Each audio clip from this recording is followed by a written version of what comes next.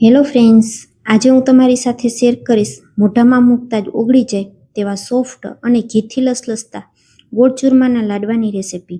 એકવાર આ લાડુ ચાખ્યા પછી તમને વારંવાર ખાવાનું મન થશે અને પરફેક્ટ માપ સાથે લાડુ બનાવીને તૈયાર કરીશું, જેથી જો તમે પહેલી વાર બનાવતા હશો તો પણ તમારા લાડુ બિલકુલ ખરાબ નહીં થાય. તો ચાલો રેસિપી શરૂ કરીએ. જેના માટે સૌથી પહેલાં અહીં આપણે ઘઉંના કરકરા લોટને ચાળી લેવાનો છે. મેં 1 કિલો લોટ લીધેલો છે. 1 કિલો લોટમાં આપણે 100 ગ્રામ ઘીનું મોણ દેવાનું છે. લાડવામાં હંમેશા ઘીનું જ મોણ દેવાનું, તેથી ખાવામાં તે ખૂબ જ સ્વાદિષ્ટ લાગે. અહીં મુઠ્ઠી પડે તેવું આપણે મોણ દેવાનું છે. હાથેથી આ રીતે સરસ બધું મિક્સ કરી લેવાનું. તો તમે જોઈ શકશો હવે લોટમાં સરસ મુઠ્ઠી પડે છે. હવે આપણે તેમાં હુંફાળું ગરમ પાણી ઉમેરશું. લાડવા બનાવતી સમયે હંમેશા ગરમ પાણીનો જ ઉપયોગ કરવાનો. શરૂઆતમાં પાણી ગરમ હોવાથી આપણે આ રીતે તેને ચમચાની મદદથી મિક્સ કરશું. થોડું ઠંડુ થઈ જાય ત્યાર પછી આપણે હાથેથી આ રીતે મિક્સ કરવાનું છે. લોટ અહીં એકદમ કઠણ રાખવાનો છે. ભાખરીના લોટ કરતાં પણ વધારે કઠણ લોટ રાખવાનો છે, જેથી લાડુ એકદમ સરસ દાણેદાર બનીને તૈયાર થશે. લોટ આ રીતે આપણે હાથેથી ભેગો કરી શકીએ એટલું જ તેમાં પાણી ઉમેરવાનું છે. હાથમાં થોડો થોડો લોટ લેતા જઈએ અને આ રીતે આપણે મુઠિયા વાળતા હોય એ રીતે બધા મુઠિયાને તૈયાર કરી લેશું. તમે અહીં જોઈ શકશો લોટ કેટલો સરસ કઠણ રાખેલો છે. મેં લાડવાના મુઠિયાને આ રીતે થોડા નાની સાઇઝના જ તૈયાર કરેલા છે, જેથી તે ફટાફટ ચડી જાય. જો બહુ વધારે મોટા આપણે તૈયાર કરશું તો તે વચ્ચેથી કાચા રહી જશે. બધા જ મુઠિયા આપણા તૈયાર થઈ ગયા છે. ગેસ ઉપર એક કડાઈમાં મેં ઘી ગરમ કરવા માટે પહેલાં જ રાખી દીધું હતું. તમે ઈચ્છો તો ઘીની જગ્યાએ તેલનો પણ ઉપયોગ કરી શકો. ગુજરાતી લાડવા ઘીમાં વધારે સારા લાગતા હોય છે. તમને જે પણ પસંદ હોય તે તમે લઈ શકો. એક વખત ઘી સરસ ગરમ થઈ જાય એટલે ગેસની ફ્લેમને મીડિયમ કરી દેશું અને હવે જારાની મદદથી આ રીતે બધા મુઠિયાને ફેરવતા જઈ અને બંને બાજુ ગોલ્ડન બ્રાઉન કલર થઈ જાય ત્યાં સુધી તેને તળી લેશું. એક બેચને તળાતા 5 થી 7 મિનિટ જેવો સમય લાગે છે. તો મીડિયમ તાપ ઉપર જ આપણે તેને તળવાના છે, જેથી તે વચ્ચેથી બિલકુલ કાચા ન રહે. હવે 6 થી 7 મિનિટ જેવો સમય થઈ ગયો છે. તમે જોઈ શકશો આ રીતે મુઠિયા એકદમ સરસ ગોલ્ડન બ્રાઉન કલરના થઈ ગયા છે અને તે આ રીતે ફાટી ગયા છે.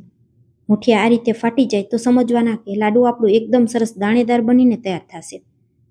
હવે બધા ગરમ ગરમ મુઠિયા હતા ત્યારે જ મેં દસ્તાની મદદથી તેનો અધકચરો એવો ભૂકો તૈયાર કરી લીધો હતો. હવે આપણે આ રીતે મોટું મિક્સર જાર લઈ અને આપણે તેમાં તેને દળી લેશું. તો મિક્સર જાર આ રીતે અડધું ભરાય એટલું આપણે ઉમેરવાનું છે.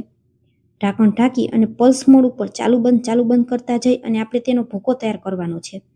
તો તમે જોઈ શકશો આ રીતે એકદમ સરસ દાણેદાર લાડવાનો ભૂકો તૈયાર થયો છે. હવે થોડો થોડો કરી અને બધો જ ભૂકો આ જ રીતે આપણે તૈયાર કરી અને એક મોટા વાસણમાં કાઢી લેશું. ત્યાર પછી એક કઢાઈમાં અડધો કિલો ગોળ ઉમેરશું. અહીં મેં 1 કિલો લોટ લીધેલો હતો તો સામે 500 ગ્રામ ગોળનો ઉપયોગ કરેલો છે.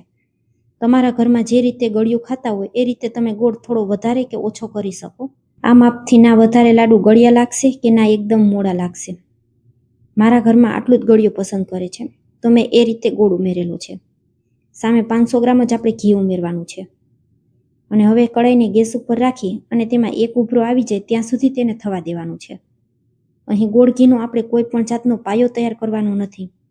ગોળ બધો સરસ ઓગળી જાય ત્યાં સુધી આપણે તેને થવા દેવાનું છે. ગેસની ફ્લેમને હાઈ જ રાખવાની છે. હવે 3 થી 4 મિનિટનો સમય થઈ ગયો છે. તમે અહીં જોઈ શકશો ગોળ બધો સરસ ઓગળી અને આ રીતે તેમાં ઉભરો આવી ગયો છે. તો તરત જ ગેસ બંધ કરી અને ગોળ ઘીનું આ મિશ્રણ આપણે તૈયાર કરીને રાખેલા લાડવાના ભૂકામાં ઉમેરી દેવાનું છે અને ચમચાથી હલાવી તેને મિક્સ કરી દેશું. અત્યારે ગોળ ઘી ખૂબ જ ગરમ છે, તો ભૂલથી પણ આપણે તેમાં હાથ લગાવવાનો નથી.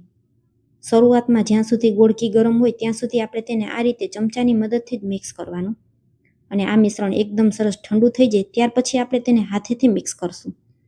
હવે તેમાં 50 ગ્રામ કિસમિસ ઉમેરશું. 50 ગ્રામ જેટલું સૂકા કોપરાનું છીણ ઉમેરશું. એક જાયફળને આ રીતે મેં અધકચરો એવો ભૂકો કરી અને લીધેલું છે. ત્યાર પછી થોડા કાજુ બદામને મેં આ રીતે અધકચરો ભૂકો કરીને લીધેલા છે.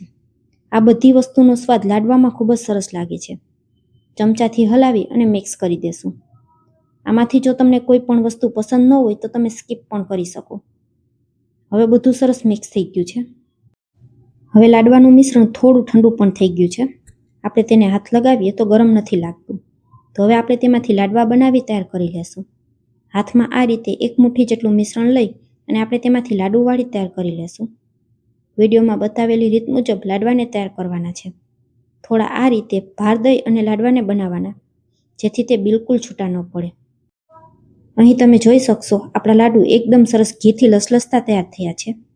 હવે તેની ઉપર આપણે આ રીતે થોડું ખસખસનું કોટિંગ કરી દેશું. જો તમને ખસખસ પસંદ હોય તો ઉમેરવાના, નહીતર સ્કીપ પણ કરી શકાય. તો બધી બાજુ આ રીતે એકદમ સરસ ખસખસથી તેને કોટ કરી લેશું. બધા જ લાડુને આ જ રીતે તૈયાર કરી લેવાના છે.